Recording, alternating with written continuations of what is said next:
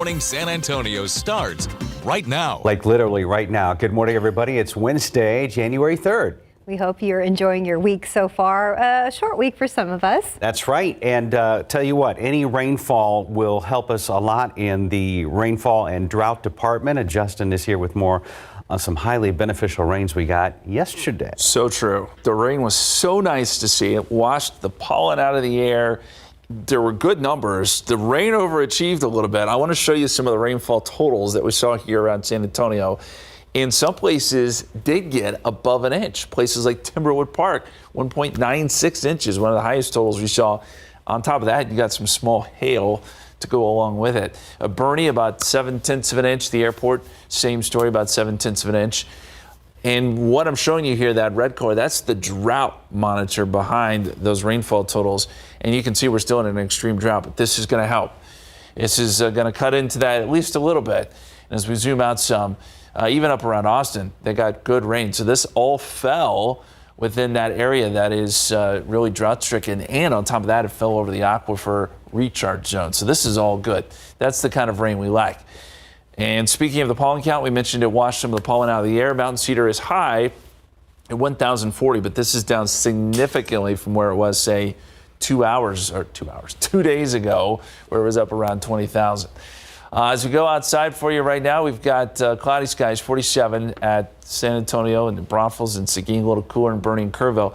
We're going to have a hard time shaking these clouds today, so that'll keep us fairly cool. We've got a little bit of a wind chill, too. Noontime, 51, and then we're up around 55 or so this afternoon with mostly cloudy skies. Rain's back in the forecast by Thursday night. We'll talk more about that, the weekend forecast, and another storm system next week, too. Here in just a few minutes. But let's get over to RJ. It's been a busy morning, it feels like. Yeah, it definitely has been, but things starting to clear out. So that's good news as we take a look outside. TransGuide traffic cameras. Take a look at 1604 Marbach Road. We have traffic moving pretty smooth in both directions. This area, see one more for here, 1604 Shanefield, traffic moving pretty good in that area as well. We are starting to clear this crash here. This was on northbound at St. Mary Street, so a little bit north of the downtown area. So good news there. Just check TransGuide. That looks like that has all kind of been cleared out. Going to the northeast side, we do have a stalled vehicle being reported on the southbound lanes of I-35 at Ritterman Road, but good news, no major delays in this area as well. And I'll check TxDOT here in a bit. It looks like this one may have been cleared out as well. So the biggest thing we've been following throughout the past hour and a half or so is this 18-wheeler crash out there in far west Bexar County. This involved at least a couple of vehicles. So I want to give you a quick update. Just got off the phone with TransGuide right now, and they said that earlier it was reported that this crash shut down at least one of the westbound lanes. Well, they have a tow truck out there. They have the wrecker. So now we have one westbound and one eastbound lane closed right now, US 90 at Meckler Road. And we have some video that we got a little while ago. So this is a video that we got from the scene from one of our photojournalists, Santiago Esparza and Katrina Weber, that were out there earlier. So we believe that there were two vehicles involved in this crash. Happened around 6:20 this morning, and according to Bexar County sheriffs, they said that a woman became pinned inside her vehicle after a crash involving an 18-wheeler. So that's some video that we just got a little while ago. Again, right now we have these two lanes closed. Right now it's going to be westbound and eastbound lanes as we get the wrecker out there. At least one lane in both directions are closed right now. So we will continue to follow the very latest with this, give you any more updates as they become available to us, and we'll let you know in our next half hour we're going to be talking about some more closures there on Broadway Street. Mark and Stephanie, back to you guys. RJ, thank you. Here's today's 9 at 9. House Speaker Mike Johnson will head to the U.S.-Mexico border today, accompanied by GOP lawmakers. The group plans to hold a press conference in Eagle Pass regarding the Biden administration's border policies. Meanwhile, the Senate negotiations continue over securing an agreement on a border package tied to additional funding for Ukraine and Israel.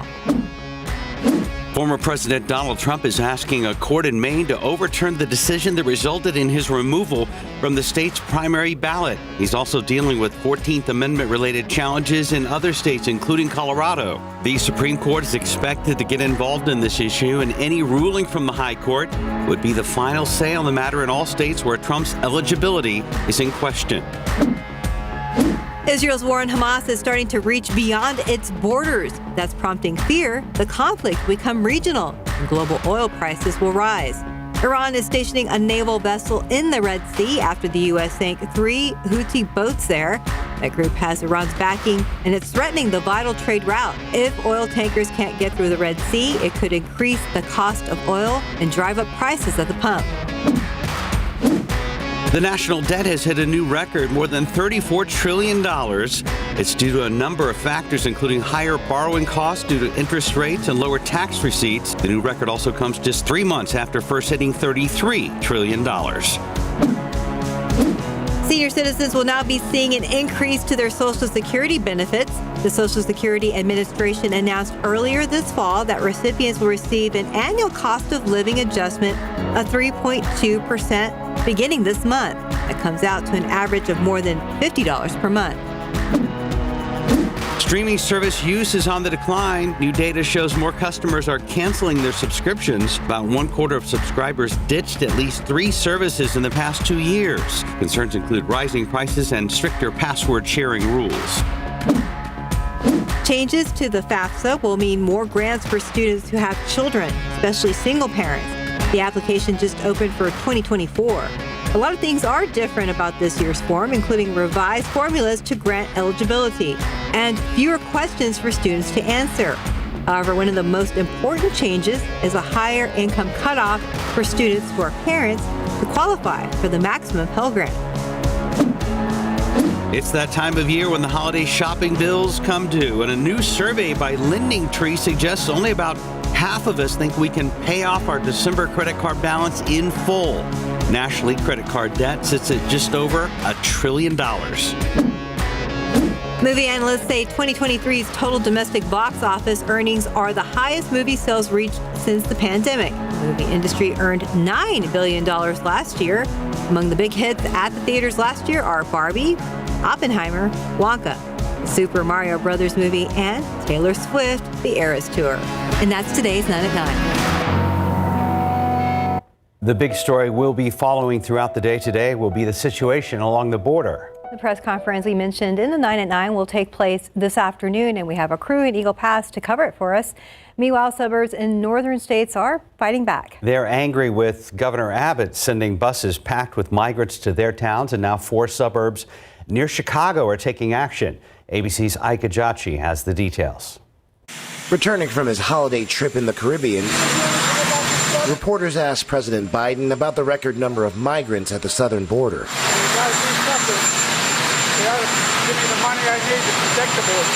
A White House official says negotiations on border funding are moving in the right direction as Republicans insist new aid for Ukraine be tied to increased U.S. border security. Today, House Speaker Mike Johnson, along with 60 other Republican lawmakers, are set to visit the border in Texas. The influx of migrants is now hitting American suburbs far from the border. Hundreds of migrants were dropped off at bus and train stations outside New York City after Mayor Eric Adams issued an order requiring buses carrying migrants into New York give 32 hours notice. A similar situation in Chicago, where 4 suburbs passed an ordinance last night prohibiting the transport of large groups of people without an approved application. Before we begin busing illegal immigrants up to New York, it was just Texas and Arizona that bore the brunt of all of the chaos. Now the rest of America is understanding exactly what is going on. Since 2022, Texas Governor Greg Abbott has bused more than 80,000 migrants from Texas to so-called sanctuary cities. What Texas is doing is bonkers. Mayor Adams' administration furious with Abbott, even comparing him to the Joker in The Dark Knight. There's a line in it that some men can't be reasoned with or negotiated with. Some men just want to watch the world burn. Greg Abbott is that man. Mayor Adams says he does not want to revoke New York's sanctuary city status, but does not want to be required to shelter the migrants. Now, here's some good news. Border authorities say the high level of migrant crossings has gone down in recent days, allowing them to reopen 4 border crossings tomorrow. Ike Ajachi, ABC News, Washington. Like we mentioned, we do have a crew in Eagle Pass to cover today's press conference. Daniela Ibarra is standing by. We're going to chat with her in just a few minutes, but first we have to take a quick commercial break. And right now it is just about 9:08, 47 degrees. We'll be right back. Welcome back. Like we mentioned before the break, we do have a crew down in Eagle Pass to cover today's press conference with House Speaker Mike Johnson and other GOP lawmakers to discuss the situation at the border. Daniela Ibarra joins us live from Eagle Pass. And Daniela, what's the situation like there now? Mark and Stephanie, it is a completely different situation than what we saw 2 weeks ago. 2 weeks ago, when we were here, we saw a field filled with migrants. We're talking at its peak, 2,400 waiting to be processed by Border Patrol, some of them waiting overnight.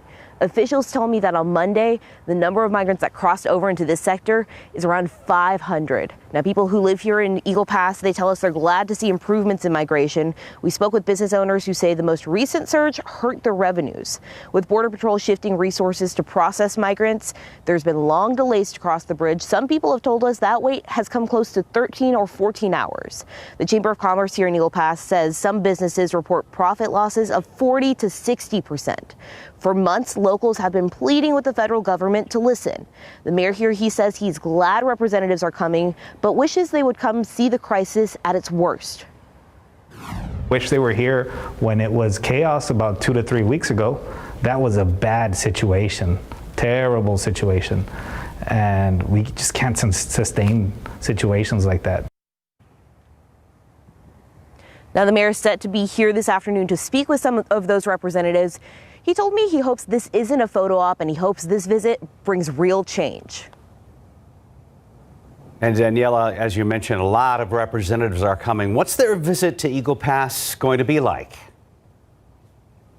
Well, we know they're going to talk with the Department of Public Safety's director, Stephen McGraw. They're also going to talk with someone from Governor Abbott's office. We know the Speaker of the House, Mike Johnson, he was here in Texas yesterday. He was actually with Representative Tony Gonzalez in San Antonio.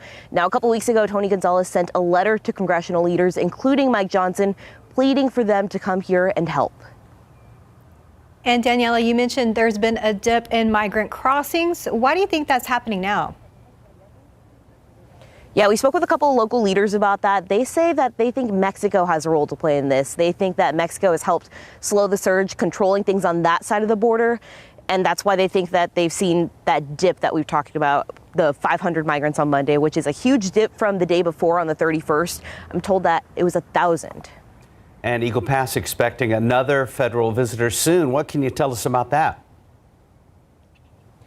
Yeah, the Secretary of Homeland Security, Alejandro Mayorkas, is expected to be here next week. I talked to the mayor about that. He says he's happy to see that he's coming because this is someone who a lot of people here in Eagle Pass, they've mentioned by name. They want him to come see the problem. But like I mentioned, a lot of these people, they wish that the federal, these federal representatives would have come when everything was a lot worse.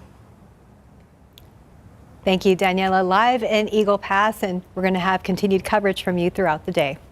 Thank you, Daniela. All right, back outside with live cam back here at home in the Alamo City region. A few little breaks in the clouds right now. The rain appears to have moved out for now, but boy, was it sure nice. It was good napping weather yesterday. Yeah, I'm just gonna put that out there. A little bit of thunder, just some good rain in spots, and the numbers were good, guys. I mean, we started off January the way we would like to. Last year in January, we didn't see this much rain, so we've already picked up more than we did in January 2023. Let's look at the numbers. So for the year so far, we're at 0.72. That is about a half an inch above average. And oh, by the way, there is more on the way, so this is good. Austin picked up good rain yesterday too. Del Rio, only 1/100 of an inch out there, unfortunately. We still need some rain in spots across South Texas. As we go outside for you, mostly cloudy at the moment. Temperature is still pretty chilly. 47 degrees at the airport, 47 New Braunfels and Seguin. And there is a bit of a north wind too, so that means it feels a little chillier out there. There's the wind chill. 42 is what it feels like right now. 39 is what it feels like at Bernie Stage with that wind factored in. So it's going to be a jacket weather type day, I think, most of today. With these clouds hanging around, temperatures won't be allowed to warm up that much. And you see the clouds kind of diving north to south. So these clouds are going to be hard to shake. 47 in New Braunfels, 47 in Seguin. And as you look north, there are more clouds headed in our direction. So I'm not too hopeful for any sort of lengthy amount of sunshine later this afternoon. Here's a look at the forecast. Noontime 51, And with mostly cloudy skies, we're only up around 55 today. That northerly wind does stay in place anywhere from 5 to 10 miles per hour. And then tonight, skies stay mostly cloudy. We'll dip into the 40s by tomorrow morning. All right, so here's a look at the forecast, and just clouds today. We're not looking for any rain. The rain's gone. But as we get into tomorrow, clouds will fill back in. I think we could start with some fog, and Thursday is going to be a fairly cloudy day. By 5 o'clock, we're starting to see a few very light showers show up. And then by the evening hours and into the overnight hours into early Friday morning, we're going to see another round of showers and drizzle. This, I don't expect any lightning and thunder. This is just going to be that really light stuff. But I will add up potentially to maybe a quarter of an inch of rain. And then that quickly gets out of here by 7 a.m. Friday. Now, I said I don't expect any lightning and thunder here. As this progresses east, places like Hallettsville, Cuero, Victoria certainly could see a few rumbles of thunder as this moves towards the Houston area. But I think probably a lot of the rain is out of here by the morning commute, and then we get to clear out on Friday. So this last system that came through, producing rain now around New Orleans. There's some snow across parts of Mississippi and Alabama this morning. Then as we look back out to the west, another low starting to gather strength here. This is the one that is going to bring the rain that we just showed you coming up on Thursday night into Friday morning. So that system moves through. This one pretty far to the north for us, but it does again bring us some of that drizzle and light shower activity. It's this next storm system though that really has me intrigued, because this one is going to be a strong one. Moves into Texas. It's going to bring us a little bit of rain, I think, on Monday of next week. But this could produce some severe weather to our east. A lot of snow across the Texas Panhandle and parts of Kansas. A very dynamic system. But the biggest factor for us is going to be the wind. On the backside of this system, Monday night to Tuesday morning, we're going to get some very gusty winds. And look what this computer model is spitting out. Gusts to 50 miles per hour Monday night into Tuesday, so be prepared for some very gusty winds. Here it is laid out in the 7-day forecast. 53 tomorrow, 60% chance of drizzle and showers Thursday night into early Friday morning, but most of Friday looks good. The weekend looks good. Small chance of rain Monday, but again, it's the wind Monday night into Tuesday that we're going to have to watch closely. And I know the Cedar's better because of the rain. Yes. It's still there. Still got Still you. there? Goodness, yes. Oh, okay. Well, maybe it'll kind of go away now. It's been a rough week with regards to It has, Cedar. and we'll celebrate my new recording contract later. Yeah, hang in there. Right now, 9:18, 47 degrees. And then new details on how hundreds of passengers escaped that fiery plane collision in Japan. David Sears has that story and more in your morning headlines. 9:22 in your morning headlines. 90 seconds saved nearly 400 lives. And a teenager flies to Puerto Rico, but he was supposed to go to Cleveland. Plus a set of twins born on different days in different years. David Sears is here with all of the details. This is going to be fun for a lifetime. Oh, no doubt about that. Yeah, these kids are going to have a blast. We'll have that for you in just a second. First, let's start with this. Airliners required to be evacuated within 90 seconds after a disaster hits. That disaster hit thanks to quick thinking crew and passengers. Everyone on board that Japanese jet airliner that's on fire right there got out safe. That makes it all the more incredible when you watch the collision, though. That jet landing and slamming right into another aircraft that was on the runway, the jet bursting into flames, the cabin filling with smoke. And then when the pilots got the plane to stop, passengers headed for the exits, the slides, 379 on board, got out safely. What makes it even more amazing, the intercom system didn't work, and there were only 3 exits out of 5 that were usable. It was very fortunate that the collision did not rupture the fuel tanks on the JAL aircraft, and so the fire that you saw was fairly well contained well after the airplane came to a stop. That gave the passengers enough time to get off and get away from the airplane before the fire consumed the rest of the hull. Still amazing to see those pictures. The plane on the runway was a Japanese Coast Guard craft. All 5 on board were killed. The investigation into how it happened just getting started, but it does put a new light on some of the near misses we've had and we've seen here in the United States at some of the airports around the U.S. One of the problems, the shortage of air traffic controllers. Puerto Rico or Cleveland? Like, that's a hard choice. Unfortunately, a 16-year-old didn't get to choose. He just ended up in Puerto Rico instead of Cleveland, where he was supposed to go, because a gate agent in Tampa checked his ticket but didn't scan it and then put him on the wrong Frontier Airlines plane. This took place a couple of days before Christmas. Imagine you're 16, nervous about flying already, and then this happens. Logan's dad took a look into the airport. He was supposed to go to Cleveland to see his mom. He ended up in the Caribbean. As soon as Frontier figured that out, he was on a plane back to Tampa. Frontier then got him on a flight to Cleveland the next day. Now imagine if you're his dad.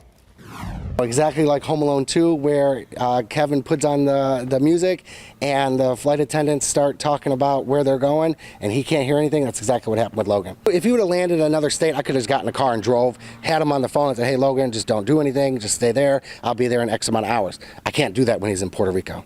No, that's a little hard. Frontier Airlines did apologize. Apparently, the Puerto Rico flight and the Cleveland flight left from the same gate. The one to San Juan left first. All right, so how much fun are these two going to have growing up? Meet the twin boys, Ezra and Ezekiel.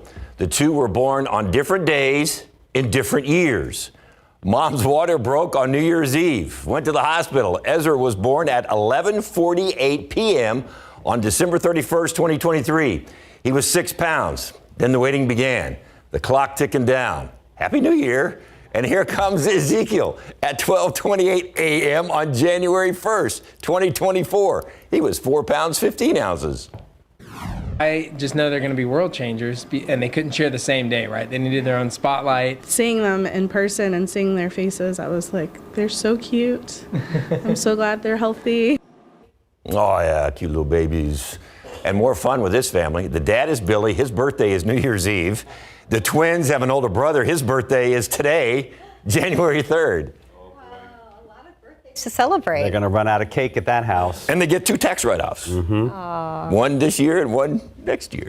They split them. They sure do. So there you go. So how cute is that? Yeah, can you imagine later on in life the fun they're going to have with school and teachers and... Yeah, years of fun. Years of fun. Yeah. Good stuff. Thank you, David. Thank you, David. 926, 47 degrees. A lot more ahead on GMSA at 9. So we mentioned the changes for applying for financial aid if you are a college student or if you're going to be one. When we come back, we're going to go into more detail about what you need to know when applying for the FAFSA. Plus, a lot of people questioning why a clear alert wasn't issued sooner when 18-year-old Savannah Soto was first reported missing. Here in San Antonio, Patty Santos took that question to Leon Valley Police to try to get an answer. Heads up to future and current college students. The new free application for federal student aid, or FAFSA, arrived during holiday break, and there are a lot of changes to be aware of. CNN's Karen Kafa breaks down what to know and how the delay could impact college and students during the upcoming year. It's been a slow start for some as the Department of Education keeps this form available and open for just a few hours at a time as they update the site as needed. Typically, the FAFSA is available on October 1st, but the overhaul of the process caused a delay. That means students and families might have to get up to speed a little bit more quickly, but they also may wait a little bit longer for financial aid offers.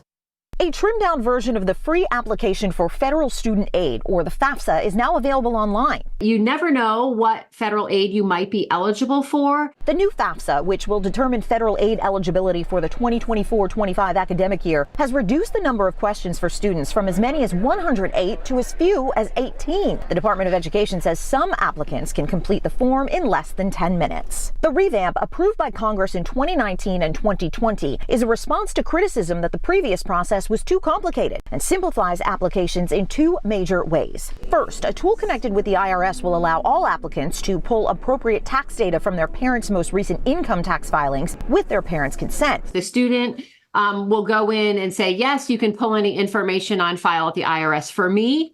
And then the parent will also go in and do the same. Second, applicants can now skip questions that just aren't relevant to them. Also revised, the way aid is calculated. That's expected to boost the number of lower income students eligible for federal Pell Grants, which do not need to be repaid. But the new calculations eliminate the so-called sibling discount, where students who had a sibling enrolled in college were eligible for more aid. Colleges will begin to receive applicant data in late January, setting a tight clock for institutions that typically send aid award letters in March. They will be scrambling to get those turned around so that students and families have adequate amount of time so that they can consider all of their options and make their enrollment decision. The Department of Education describes this period right now as a soft launch. So they do say there will be some periods of time when the form is taken offline for maintenance or updates. So factor that additional time into your application timeline, but don't panic. They say schools won't get FAFSA data until the end of January anyway. In Washington, I'm Karen Kafa. And let's look out there with live cam. Still cold, 47 degrees. I was happy when my daughter called me on FaceTime this morning. She was wearing the jacket that I left out for her. Victory. Yes. She finally listened to me. I think I still are looking for my kid's jacket I lost and found at school. Oh, from last year. Yeah, they tend to go missing. Let's take a look at a picture here on KSAT Connect. I want to show you some fog. This was sent in by Yvonne, and it's a great shot showing the fog there. It's low-lying areas, and sometimes when we get rain, you can see the fog develop right along the ground like that. It's pretty cool looking. We didn't see a ton of fog this morning, but there was some here and there after yesterday's rainfall. Yvonne, thank you. Temperatures right now, 47 at the airport, 48 Stinson, 43 Bernie Stage, 43 in Comfort. We've got a lot of cloud cover, so these temperatures are going to have a hard time warming up today. We may only make it into the mid-50s. That's it for our highs this afternoon. Noontime 51, 55s where we're going about 3, 4 o'clock. We'll call it mostly cloudy. There certainly could be a few peaks of sun, and we'll have a pretty stout northerly wind most of today. 50 at 8 o'clock, 49, 9 p.m. And as we get into tomorrow, even more clouds and rain chances return by late tomorrow into Friday morning. More on that in just a bit.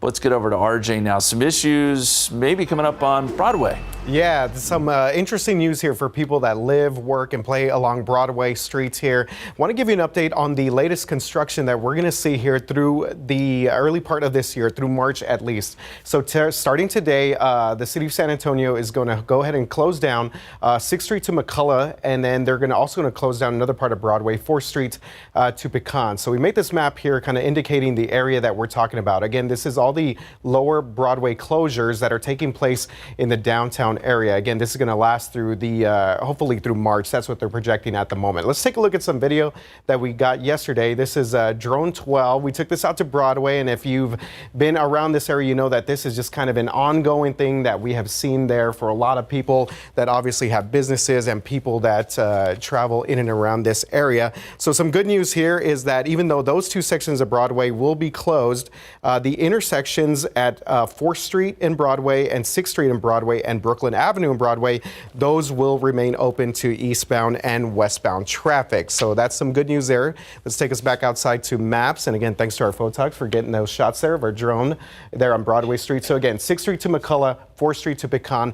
Those are new closures that will be in effect today, starting today, all the way through March. So something we'll continue to follow. Just want to let you guys know a lot of businesses sometimes get kind of surprised with these closures, but we have all this information on KSAT.com. Mark and Stephanie, back to you guys. Thank you, RJ.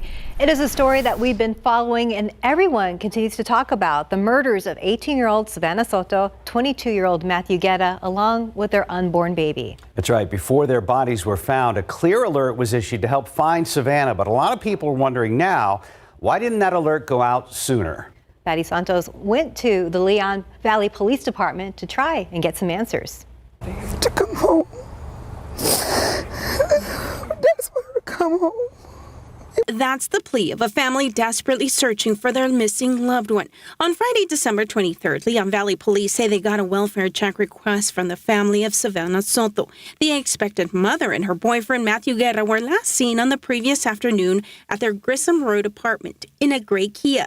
On Sunday, December 24th, Leon Valley Police told KSAT there was not a missing persons report and that there was no cause for concern. But the next day, on Christmas, Leon Valley Police issued a clear alert for Soto through the Texas Department of Public Safety. We asked Leon Valley Police Chief David Gonzalez why the clear alert wasn't issued sooner. He declined our request for an on-camera interview. He did say that initially detectives were sorting out all the information they were receiving to determine what could be going on with the couple. There has to be some indication that their disappearance was life-threatening and involuntary. Allison Steele helped the clear alert become law in 2019, nearly 2 years after her daughter, Kaylee Mandati, was murdered. The clear alert is like an Amber Alert for adults. It basically was developed to cover the gap between the Amber Alert for children and the Silver Alert for older people. She says criteria for the clear alerts help ensure it's not overused and the public doesn't become desensitized. There has to be less than 72 hours passed since they disappeared. So we're talking about fresh cases here. In addition, a person must be between 18 and 64 years of age, and there has to be enough information to give to the public, like a suspect or vehicle information to help locate them. Steele says investigations have a lot of moving parts. Outside of the law enforcement domain, sort of are left asking questions as to why it didn't go out sooner or why it didn't go out at all sometimes. But the thing to remember is we just don't know. These are active police investigations.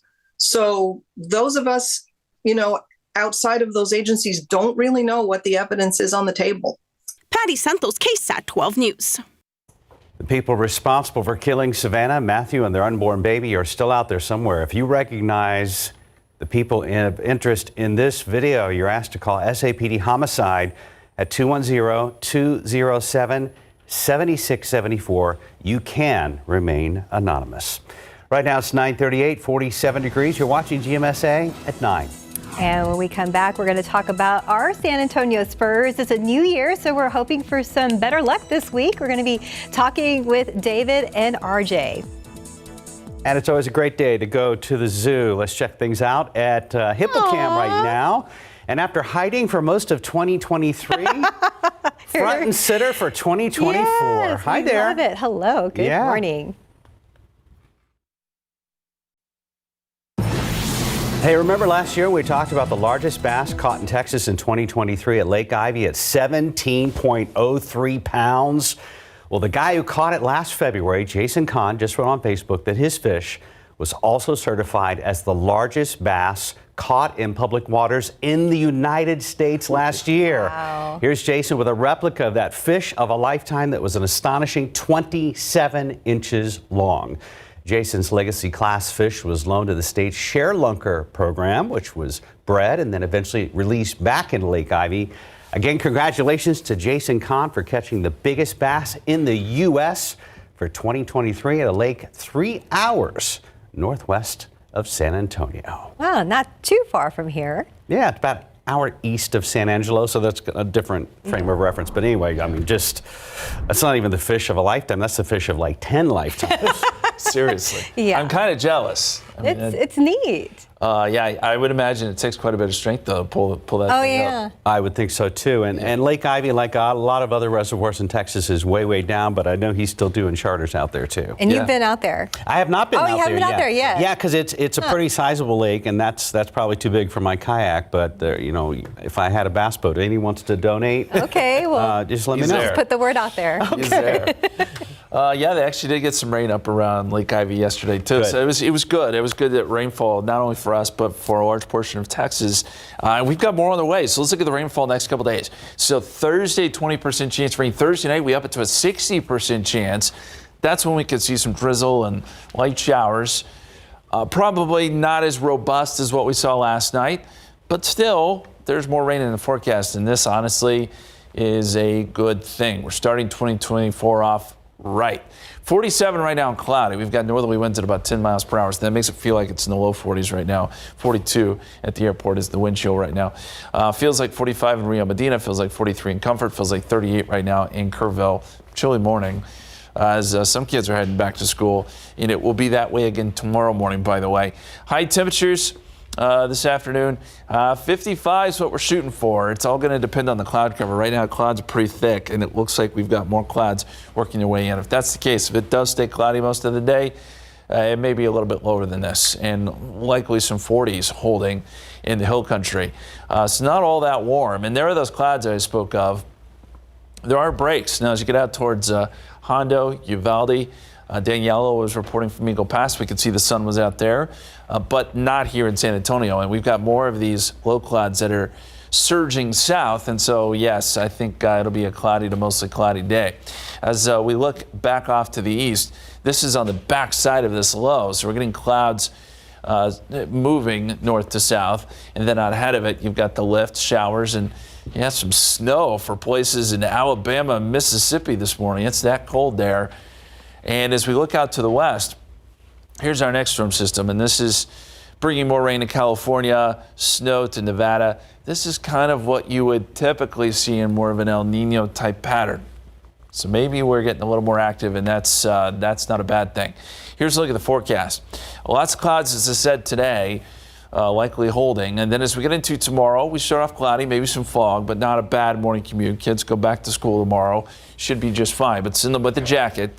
And then by Thursday evening, 5 o'clock, we're going to start to see a few showers popping up, and they'll become more numerous as we head into Thursday night and early Friday morning. Showers, drizzle, just overall dampness going into Friday morning. And then it becomes a little more, maybe a little more thunderstorm activity will develop as we get early into Friday morning, but a lot of that's going to be east of us. And so by the time we get into, say, mid-morning on Friday, the rain's out of here and skies are clearing, and we're going to look for a pretty good weekend. So this is the storm system Friday morning. That quickly moves east. And then behind that, there's another one, and this one's probably the strongest one we've seen. This low really gets wound up, and as it moves towards Texas, it's going to produce a lot of rain to our north, a lot of snow across the Texas Panhandle and places like Kansas.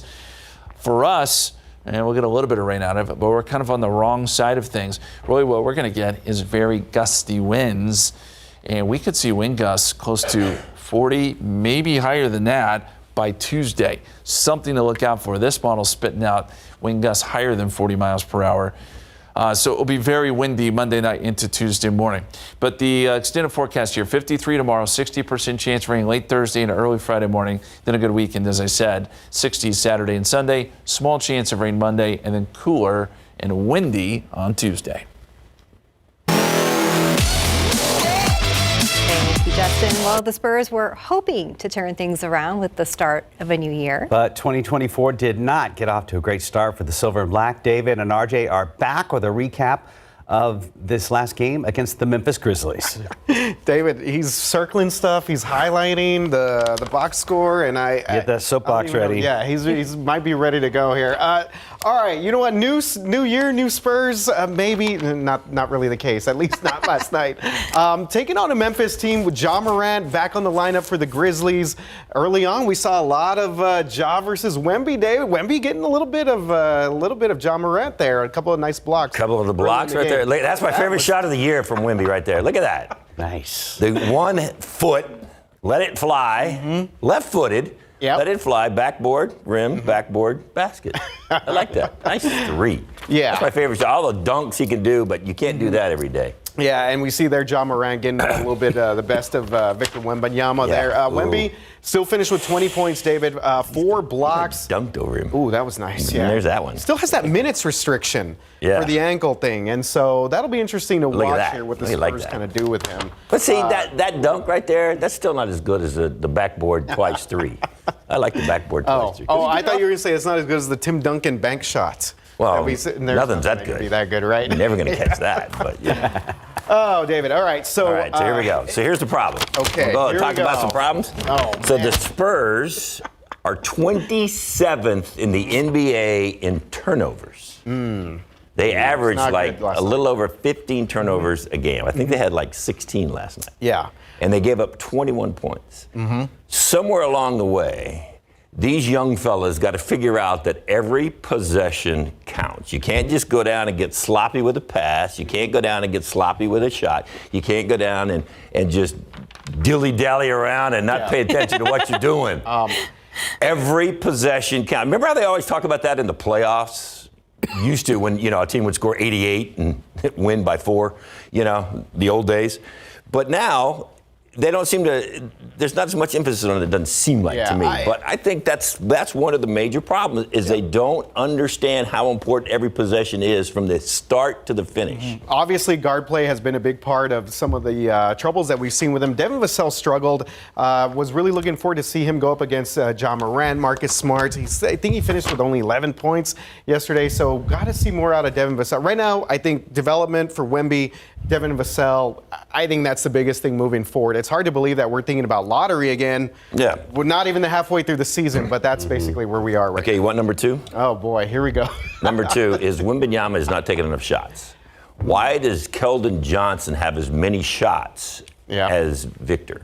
I don't understand that. This is your number 1 guy. Yeah. He can beat anybody down low because nobody can guard him really if you get him to the ball quick and in the right spot. I mean, he just flips it up. I mean, the guy's like the basket is like right there. I mean, it's like, right there. Here's the basket right there. Well, it's it. I mean, how hard is that? We The guy will can do move that on, all the David, time. because you know what? Why is Hopefully- Keldon Johnson taking so many shots? And He's coming off the bench now, so that's a positive. That's what people wanted to see. Still should not be taking the most shots. They play Milwaukee at home. Some of the better, one of the best teams in the East, obviously. Yeah. Giannis Antetokounmpo, Damian Lillard. Say that again. Visiting Giannis Antetokounmpo. That's right. However, hey, let's get this turned around. Steph, we got some good news for you. Oh. Like in 3 games, they played the Detroit Pistons. The Detroit Pistons are worse than the Spurs, so they might get a win there. I'm hoping they'll get a few wins. Yeah. Okay. So- All right. Well, we got 5. Pistons included. Yeah, hopefully. We right. need anything we get right now. Real quick, is cool. before we Great leave you guys, Frank Harris announced on his social media that he is officially retiring from football. Went through multiple surgeries, but you know what? He put UTSA on the map. This program is not where it is without Frank. Great decision on his part. UTSA needs to take care of this young man any way they can. Have him on the staff. Have him, just develop maybe player development when these young guys come in, because this guy obviously has a lot of experience. He's been around for half a decade. Yep, he's been around for a while. And you know what? I'm going to give him credit for realizing that maybe his future is not in the NFL, not in the XFL. He's had those injuries, and he comes out and he says, hey, you know what? I need to go down a different path. Football is not in my future. So I give him a lot of credit, because a lot of guys wouldn't do that. A lot of guys wouldn't step up like that. to Frank Harris. Awesome. Yeah, well Awesome. done, Frank. Back-to-back conference Hopefully- champion, record-setting quarterback for UTSA. We will see a lot of him around the UTSA campus Absolutely. helping out some of these young guys, because he's going to be good at that too. RJ, David, thank you guys. All right. Thank you. Right now, 9:52. We'll be right back. Welcome back. It's 9:55. There are several big events to look forward to this year in San Antonio. Right now on KSAT.com, you can find our web story that outlines everything coming up, including the return of Cowboy Breakfast and the total eclipse. I'm excited about the eclipse. Yeah, you are. Very excited. 48 right now. We'll see temperatures only get up to about 55 or so. A lot of cloud coverage today. We'll see a lot of clouds tomorrow, and then showers and drizzle kick back in Thursday night, Friday morning. Clears out though Friday. And we get a great weekend. I mean, mostly sunny on Saturday, 67. You can't beat that. Another storm system moves in, brings us a small chance of rain Monday, and then some very gusty winds Monday night into Tuesday. I mean, like 50-mile-per-hour winds, you said? Potentially. This is going to be one of those storm systems that really gets wound up. So it's going to cause problems not only here, but a lot of places. Well, hopefully you get all your Christmas decorations down so that they don't blow away. You have time. Bye, guys.